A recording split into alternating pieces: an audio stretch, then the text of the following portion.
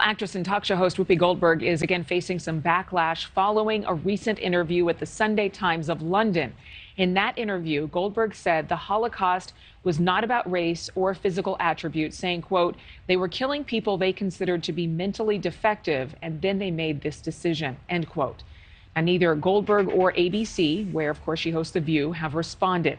Historians have joined other critics of Goldberg, saying that denying the Nazis' use of racial profiling is seen as diminishing the severity of anti-Semitism, both past and present. And we're at a time right now where we're seeing more anti-Semitic behavior than we have in years. Joining us right now, Robert Patillo, a civil and human rights attorney based out of Atlanta. Thank you so much for being with us. You know, Whoopi was suspended back in February for making similar comments. Is it surprising that she's speaking out like this again? It's surprising she learned absolutely nothing from what had happened previously. And I think we see this often when a celebrity makes comments, particularly about the Holocaust or about slavery, and we run up the same policy. We take them to the Holocaust Museum. We tell them about the human rights struggles of humanity, but yet and still they learn very little from it. And I think that ABC has to take a hard look at whether or not this is a version of liberal privilege, because I can't imagine a conservative host being able to say this and then saying it again and still having a show on television. At this point in time, I think Whoopi Goldberg at one point in time identified as Jewish. She should know the history of these situations. And I think we have to have one standard across the board. It cannot simply be that people get canceled when you don't like them and then other people get to say. It has to be either everyone is held to the same standard or nobody's held to that standard. Well, you mentioned privilege and the fact that she once identified as Jewish. I mean, you can do a quick Google search and see that at one point she did call herself Jewish without practicing Judaism, but she was suspended earlier this year for the first time. She brought up similar comments, saying she would never bring the topic up again. Do you believe that, she mentioned she was talking to her best friend, who we can presume was Jewish, about whether or not what she was saying was true? Do you think that this is why she feels so comfortable talking about it? I think because she knows there will not be repercussions is why she feels so comfortable talking about it.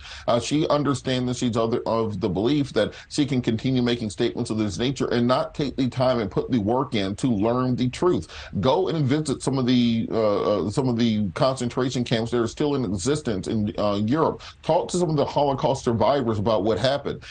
They can tell you that no, it was not about mental deficiency. They were rounded up based on their ethnic origins, on their race, on their religious traditions, and they were executed by the millions. And we see the same form of this denialism when it comes to American slavery, when we have this conversation about reparations and about what needs to be done as recompense for what America did during slavery. As long as we have this revisionist version of history where we're not willing to accept what it did and did not happen, it's impossible to make progress going forward. And this continues to metastasize and create cover for individuals like a Kanye West who want to make similar statements. If you're going to cancel Kanye, how can you not do the same to Whoopi Goldberg? Let's have one standard across the board. Well, I think some people would probably disagree that Kanye's comments were similar to Whoopi's comments. She's not denying the Holocaust.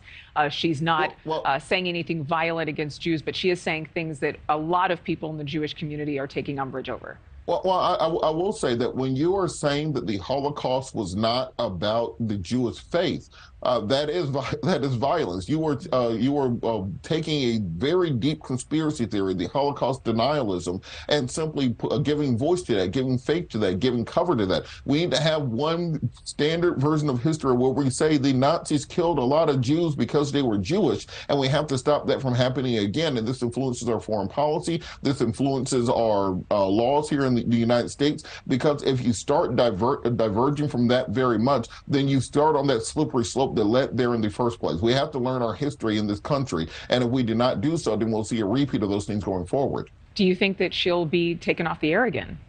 Not at all. I don't think there will be any significant punishment for her because of this form of privilege that she has seemed to have when she's made other controversial statements over the year. I think as long as she's making money for ABC, they will find some excuse to keep this going. All right, Robert Patillo, thank you very much for joining us this morning. Thank you. Thank you for watching. Go to newsnationnow.com to find NewsNation on your television provider. And don't forget to click the red subscribe button below to get more of NewsNation's fact-driven, unbiased coverage.